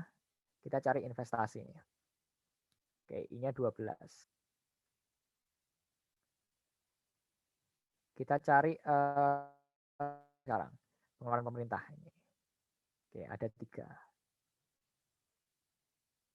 Nah, kita harus lihat dulu NX-nya. Lebih besar impor atau lebih besar ekspor. X-nya berapa? Ekspornya 6 dikurangi 8,5.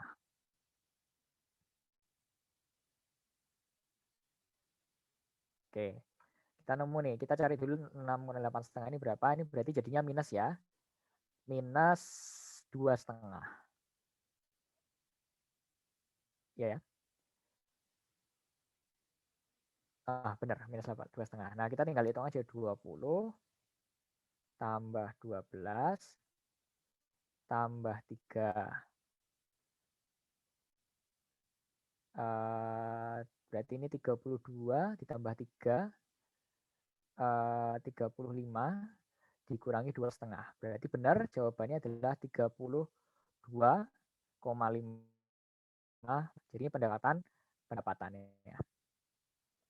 Nah, biasanya soal yang aku baca-baca ya, soal UTBK itu nanti atau SBM sebelumnya, tahun-tahun sebelumnya itu nanti cuma kalian nyari pendekatan pengeluaran yang mana, pendekatan pendapatan itu yang mana, nanti bisa ngitung antara dua itu. Sebenarnya itu aja sih. Terus nanti ada beberapa konsep-konsep terkait mana yang PNB, PDB. Nah, aku tapi belum sempat buat soal yang itu. Oke, ada pertanyaan nggak terkait hal ini? Ini masih simpel banget sih, cuma tambah-tambahan doang, tambah-tambahan anak SD.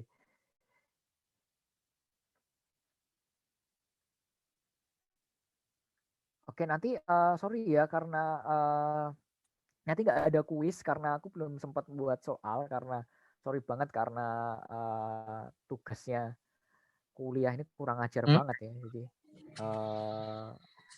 apa namanya deadline-nya pada mepet-mepet. Jadi ya begitulah, bisa dipahami kehidupan perkuliahan. Jadi nikmatilah masa-masa SMA teman-teman.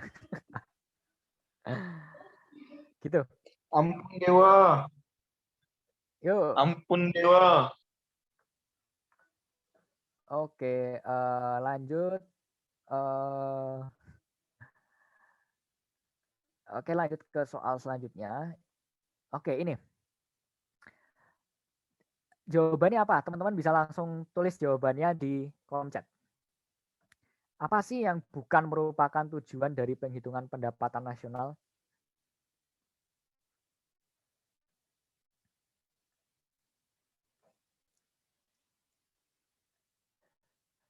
Oke.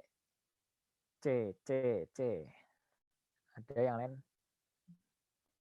Jangan-jangan nanti udah lihat teman-temannya C, oh udah ikut-ikutan C gitu. Ya harus tahu juga kenapa kok C gitu.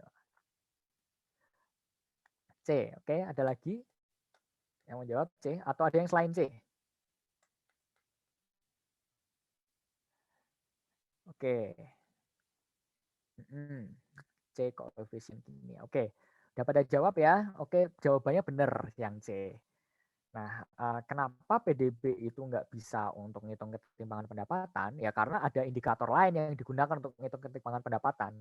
Nggak mungkin satu indikator itu bisa melihat pertumbuhan ekonomi dan ketimpangan itu nggak bisa. Belum ada indikator yang sebagus itu untuk menggambarkan perekonomian. Jadi benar jawabannya C. Jadi pendapatan nasional itu bisa digunakan untuk menghitung struktur perekonomian suatu negara itu bisa. Untuk karena kita bisa lihat tadi ya yang data BPS tadi ya, kan ada dari sektor pertanian, dari sektor apalagi tadi jasa, pertambangan. Nah, jadi kita bisa ketahui nih struktur perekonomian suatu negara itu kayak gimana dari PDB-nya tadi. Elek banget sih. Wes lah nggak apa-apa. Terus ini untuk dasar untuk penghitungan pertumbuhan ekonomi sudah jelas ya kalau PDB pertumbuhan misalnya PDB tahun kemarin sama tahun sekarang itu dicari selisihnya. Nah, selisihnya tadi itu adalah pertumbuhan ekonomi. Nah, itulah cara untuk nyari pertumbuhan ekonomi kita dari PDB.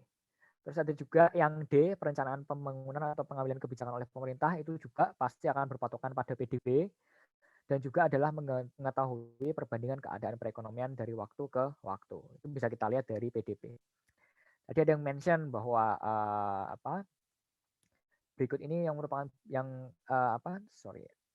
ngitung ketimpangan pendapatan itu bisa lewat koefisien gini, atau bisa kita lihat lewat kurva Lorenz. Kurva Lorenz itu kurva yang menggambarkan ketimpangan pendapatan dari suatu negara. Gambarnya itu kayak gini, sebentar.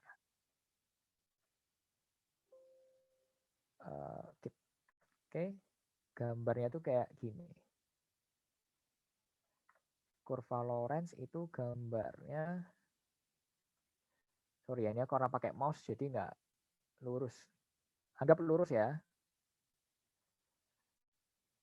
Bentuknya kotak gini.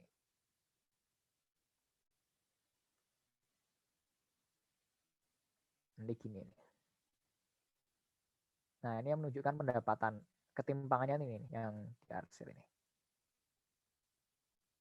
Nah, ini ketimpangan. Kayaknya aku ada grafiknya deh, sebentar ya. Nah, ini dia. Nah, menurut teman-teman mana yang ketimpangan paling tinggi? Di antara negara A, B, C, D, yang ketimpangannya paling tinggi yang mana? Yang oke, ya. Jawabannya yang B. Ketimpangan yang paling tinggi itu ada di B, karena ini merahnya lebih gede. Semakin dia mepet apa ya?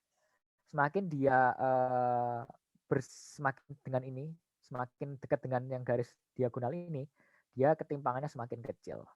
Jadi negara yang punya ketimpangan paling kecil itu ya negara D ini.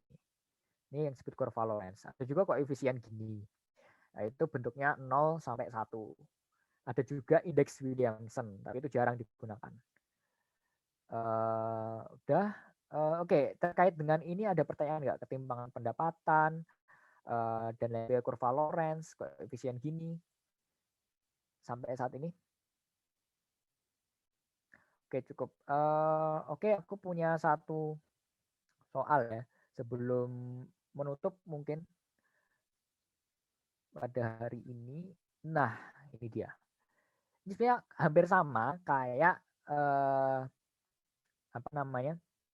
yang soal yang awal-awal tadi, yang masalah jeruk sama apel, tapi lebih banyak angkanya. Oke, teman-teman, ada yang tahu ini berapa? 5 menit ya. Aku juga belum ngitung ini, sebentar.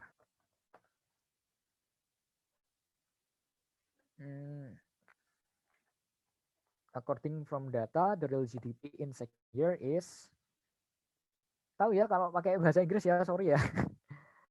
Kalau soalnya pakai bahasa Inggris. The real GDP in second year.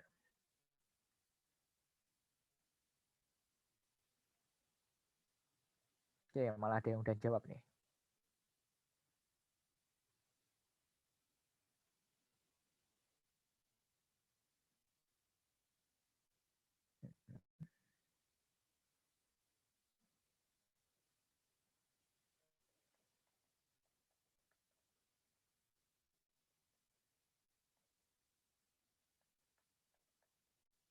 Aku belum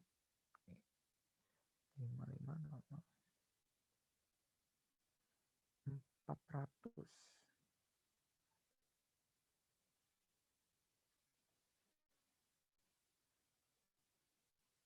Yang C, oke ya. 50 ya, X 55.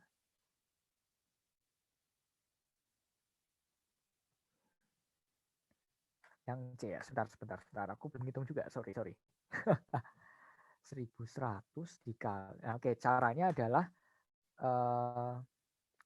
dari GDP in second year. Berarti kita menggunakan asumsi tahun pertama ini sebagai baseline year. Berarti kita menggunakan yang ini. Harganya yang ini.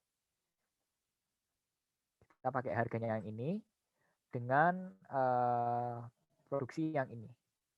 Ya, kalau nggak salah ya, benar ya. Karena kita mau ngitung first year and dengan asumsi harganya di tahun pertama, tapi untuk yang kedua ini. Berarti kita harus cari 1.100 dikali dengan 50.000.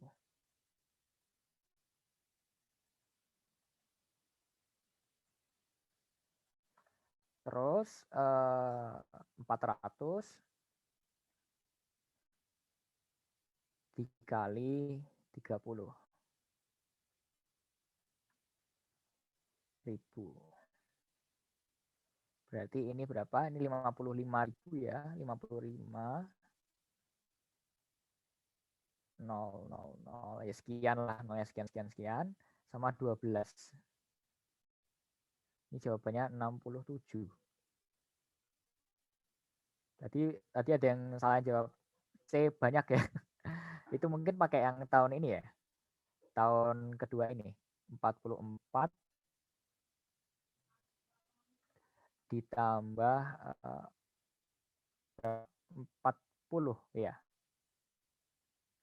84. Nah, ini benar kalau asumsinya ini second year as baseline. Tapi kalau first year as baseline, berarti kita harus pakai tahun yang pertama ini. Harga yang ini, bukan harga yang ini.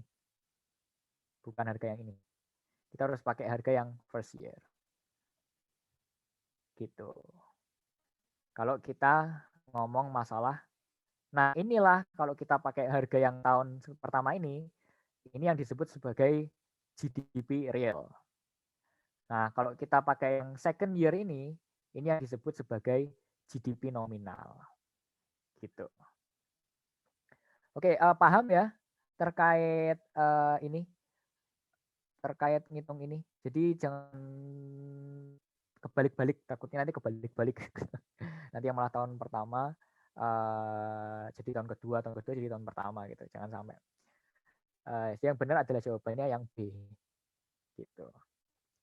Oke, teman-teman, sebenarnya itu materiku hari ini karena ya udah terima kasih nih. Terus monggo teman-teman kalau misalnya ada pertanyaan secara umum terkait materi ini, boleh banget tanya ke aku. Nanti PPT-nya kayaknya udah aku upload di drive-nya. Jadi drive yang dikirim sama Pinter Bareng, jadi bisa di sana. Dan nanti mungkin ada beberapa perbaikan ya terkait itu. Monggo silahkan teman-teman kalau ada tanya jawab atau ada hal yang ingin ditanyakan silahkan. Bahkan kalau mau tanya terkait UGM ya silahkan banget. Oke, mantap banget nih pemaparan materi yang udah diberikan sama Mas Noval mengenai pendapatan nasional. Dari teman-teman mungkin ini masih ada sedikit waktu. Kalau misalnya dari teman-teman ada yang mau memiliki pertanyaan selain pemaparan materinya tadi, boleh banget buat ditanyakan ya Mas Noval. Monggo banget. Atau mau tanya teori, maksudnya konsep ekonomi selain yang pendapatan nasional, monggo banget silahkan. Langsung tanya sama ahlinya nih teman-teman. Bukan ahli, masih mahasiswa biasa saya. Kita ada pertanyaan di kolom chat dari Cherry nih. Oke, ini ya kuliah, manajemen sama ilmu ekonomi sama nggak ya Kak? Oh beda banget. Kadang tuh gini loh. Ini kita udah udah intermezzo ya, maksudnya udah keluar dari konteks teori ekonomi. Ya sebagai selingan udah panas ya tadi ya. Jadi kita mendinginkan sekarang, pemanasan terus mendinginan. Kadang tuh aku sering ditanyain ya, kalau di kuliah di mana? Oh kuliah di ilmu ekonomi. Ditanyain lagi, manajemen atau akuntansi? Ya ilmu ekonomi, bukan manajemen akuntansi. Karena ilmu ekonomi itu beda sama manajemen, beda sama akuntansi. Ilmu ekonomi itu lebih mempelajari teori-teori atau konsep-konsep ekonomi kayak tadi itu. Kayak kenapa kok pendapatan nasional itu kita turun, kenapa kok pada saat shock itu kita PDB-nya turun, kenapa C-nya turun, kenapa pemerintah harus naikin pendapatannya, harus naikin pengeluarannya, naikin gain-nya. Nah itu yang lebih dipelajari di ilmu ekonomi, lebih belajar dari konsep. Jadi teman-teman bisa belajar terkait kenapa toh pemerintah harus ngasih subsidi ke masyarakat, harus ngasih PKH, harus ngasih kartu prakerja ya supaya nanti masyarakat bisa dapat pendapatan dan lain sebagainya. Itu yang dipelajari di ilmu ekonomi. Belajar terkait uang, bank sentral, terkait perdagangan internasional, kenapa kok ada masyarakat miskin. Nah, itu dipelajari di ilmu ekonomi. Sedangkan manajemen itu lebih fokus kepada teknis bisnis atau organisasi. Jadi lebih kayak gimana memasarkan satu produk, gimana mengelola sumber daya manusia, gimana kita bisa berproduksi yang efisien dengan inovasi-inovasi, gimana nanti intinya terkait itu sih manajemen. Jadi beda banget manajemen dan ilmu ekonomi. Walaupun sesama jurusan itu bisa ngambil mata kuliahnya masing-masing ya. Jadi manajemen bisa ngambil mata kuliahnya ilmu ekonomi bisa ngambil mata kuliahnya manajemen. Ya kayak lebih belajar keuangan itu juga di manajemen lebih. Kalau keuangan yang lebih spesifik ya, kayak misalnya gimana cara nanam saham, gimana cara beli emas dan lain sebagainya itu lebih dipelajari di manajemen. Kalau ilmu ekonomi itu lebih belajar gimana sih supaya kondisi pasar modal itu bisa stabil, bisa sustain. Nah, itu yang dipelajari di ilmu ekonomi. Kalau mikronya itu dipelajari, lebih mikronya, lebih gimana caranya itu, teknisnya ada di manajemen. Kayak gitu sih. Bedanya beda banget itu. Walaupun sama-sama di rumpun ekonomi ya. Tapi manajemen masuknya ke bisnis. Oke, ada pertanyaan lagi, Kak, kuliah di UGM itu asik atau enggak? Ya, ini tergantung tiap orang ya. Kalau misalnya kalian nemu ritme yang bagus, nemu satu hal yang emang kalian pengenin, ya itu bakal enjoy aja gitu loh. Dan kalau kalian punya temen atau malah punya pacar, dapat pacar di kuliah, bisa jadi juga dapat jodoh di kuliah gitu. Jadi itu justru akan apa ya? Kuliahnya jadi asik gitu. Jadi kayak wah habis pulang kuliah nanti janjian sama pacarnya ke kantin, terus nanti janjian sama temennya kemana gitu. Itu seru banget. Tergantung nanti gimana preferensi dari kita masing-masing. Ya juga yang tertekan ya dalam artian mungkin mereka belum bisa menemukan ritme belajarnya atau mungkin dia masih apa ya kayak semacam belum enjoy dengan jurusannya, dengan materinya dan lain sebagainya. Ya gitu sih. Terus kuliah ilmu ekonomi itu susah atau enggak? Wah, relatif ya, tapi selama tapi sejauh ini emang cukup susah dalam artian kalau misalnya emang tidak passion banget di ilmu ekonomi, saranku jangan masuk ilmu ekonomi karena ilmu ekonomi itu isinya teori-teori semua dan matematika semua. Yang kayak tadi ada ulet-ulet itu tadi, itu dipelajari di semester 2 tadi itu, yang kayak ulet-ulet tadi. Bahkan nanti kita belajar pakai integral, pakai turunan, ya itu lebih banyak lagi di ilmu ekonomi. Jadi siap-siap aja kalau mau masuk ilmu ekonomi. Karena terutama ilmu ekonomi UGM dan UI ya, karena dia punya mazhab atau dalam artian pendekatan yang sama. Oke, Kak masuk UGM skor UTBK-nya minimal berapa deh? Waduh, aku rada susah ya untuk menjawab ya, karena jujur aku bukan dari SBMPTN, aku dari SNMPTN masuk UGM-nya. Jadi aku nggak begitu target skor UTBK masuk ke UGM berapa ya. Tapi setauku kalau misalnya di jurusanku sempat di reveal sama dosenku waktu awal-awal itu masuk UTBK di ilmu ekonomi itu sekitaran 670 ke atas kalau nggak salah. Gitu. Terus UGM skor UTBK aman di mana? Wah, aku juga nggak begitu nggak begitu paham juga. Jadi mungkin bertanya pada orang yang salah ya kalau berbicara masalah skor UTBK yang aman berapa. Oke, ini aku menjawab pertanyaan yang teknis dulu. Kayak ilmu ekonomi itu materinya lebih luas daripada jurusan FEB UGM lainnya. Sebenarnya tergantung perspektifnya ya. Ekonomi yang dipelajari di ilmu ekonomi itu sebenarnya lebih ilmu ekonomi dalam ranah kebijakan sebenarnya. Jadi beda sama manajemen yang dia lebih kayak manajerial, gimana mengelola sumber daya manusia, gimana produk dia ngeluarin produk terus produknya laku di pasar, itu yang dipelajari di manajemen.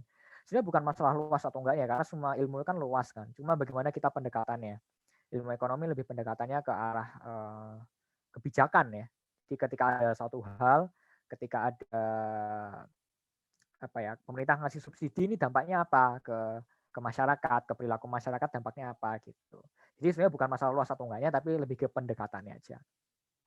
Kenapa milih ilmu ekonomi? Karena sebenarnya dulu aku pengennya masuk Visipol ya, pengen masuk ke ranah kebijakan publik. Tapi aku mikir mungkin kurang tertantang, kurang tertantang ya, kok gentuh banget kayak nggak punya. Tapi sebenarnya kayak pengen aja karena ilmu ekonomi itu kita mempelajari suatu hal yang sebenarnya pertanyaan-pertanyaan yang selama ini aku tanyakan itu bisa dijawab di ilmu ekonomi gitu. Kenapa kok ada masyarakat miskin? Kenapa kok pemerintah melakukan perdagangan internasional? Kenapa lokasi itu berpengaruh banget terhadap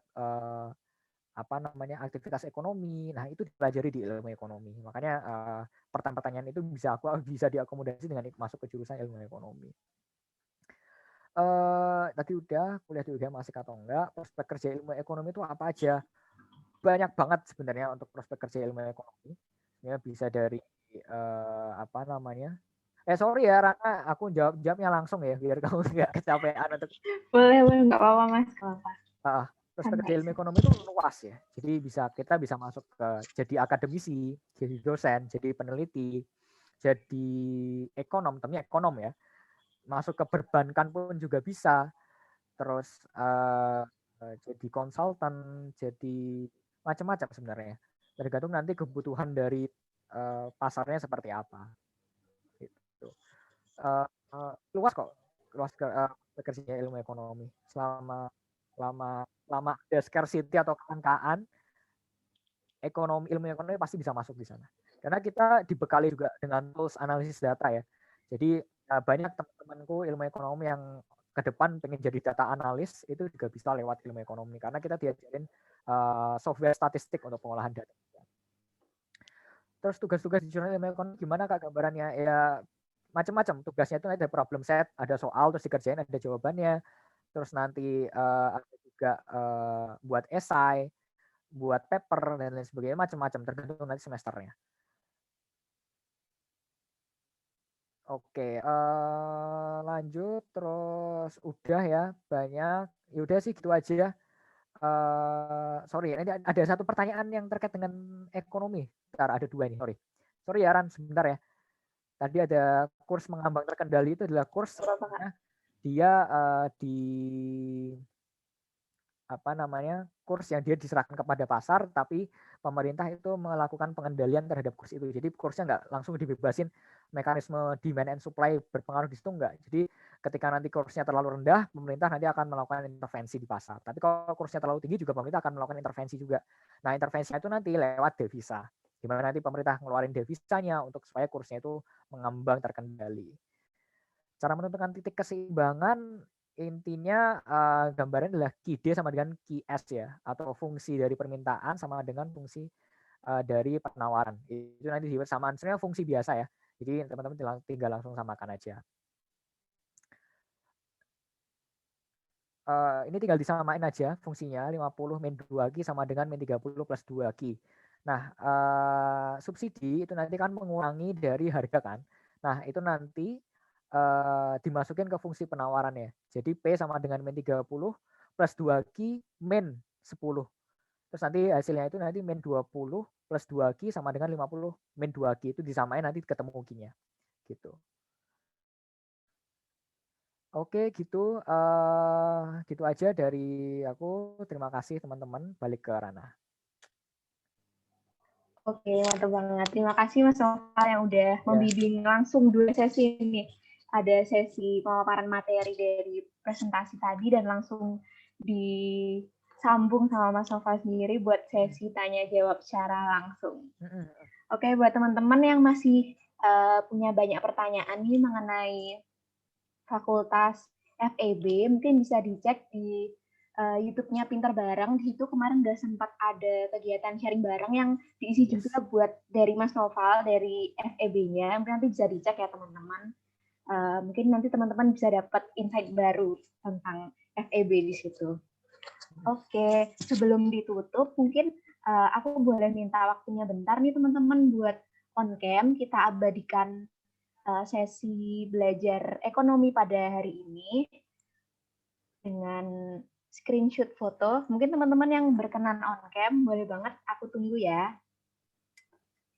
Foto bareng sama Mas Noval nih, sama Kak Noval. Ini juga bakal di-share fotonya teman-teman. Yuk teman-teman on cam. Kayak teman-teman buat materinya PPT pada hari ini itu bakal di-share di grup lainnya Pintar Bareng ya. Jadi jangan khawatir, sama rekamannya juga bakal di-share di YouTube-nya Pintar Bareng. Jadi di stay tune aja, ditunggu, nanti bakal di-post kok. Wih, dah kelihatan nih teman-teman yang pada on cam. Mantap banget.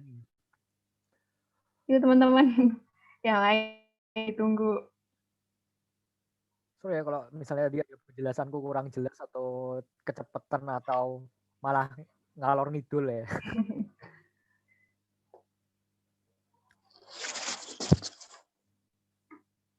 Masih ada yang mau on cam lagi nggak nih teman-teman? Aku tunggu loh. Wah, ini ada yang namanya Gaza Gamada. Ini Gamada ini udah siap nih kayaknya. Udah siap. Amin. Karena nama ada doa. Mantap. Kita aminin. Oke, berhubung teman-teman udah pada on cam, langsung aku hitungin aja ya, karena di sini ada 2 slide. Aku hitungin, mungkin teman-teman bisa menahan posenya dulu ya, karena ada 2 slide. Oke, aku hitungin ya teman-teman. 1, 2, 3. Oke, slide berikutnya. 1, 2, 3. Oke, mantap banget teman-teman. Terima kasih teman-teman yang sudah on cam. Keren-keren. Kelihatan banget nih muka-mukanya masih jam segini masih belajar ya. Wow, mungkin nanti masih pada lanjut ya ini teman-teman. Mantap banget sih. Semangat UTBK-nya teman-teman. Kelihatan banget semangatnya ya. Oke, sebelum menutup sesi pada malam hari ini, aku mau ngingetin nih teman-teman buat mengisi feedback yang udah dikirim. Ntar aku kirim lagi ya. Buat diisi teman-teman, jangan lupa ya.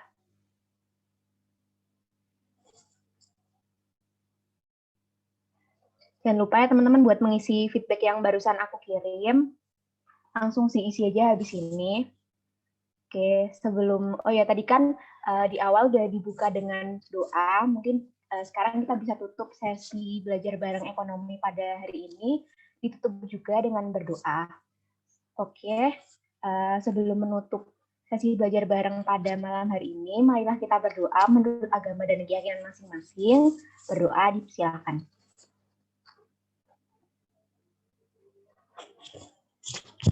Ingin berdoa tidak pernah cukup. Aku dari tim Pintar Bareng mengucapkan terima kasih buat Mas Noval, buat Kak Noval yang sudah bersedia menjadi mentor pada malam hari ini, sudah bersedia membagikan waktunya, meluangkan sharing ilmunya juga mengenai ekonomi dan materinya. Terima kasih juga buat teman-teman yang sudah join sampai malam hari ini, masih stay hampir jam 9.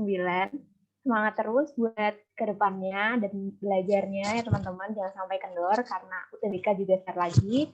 Tapi juga jangan lupa buat tetap jaga kesehatannya teman-teman karena kesehatan tetap nomor 1. Oke, terima kasih teman-teman semua.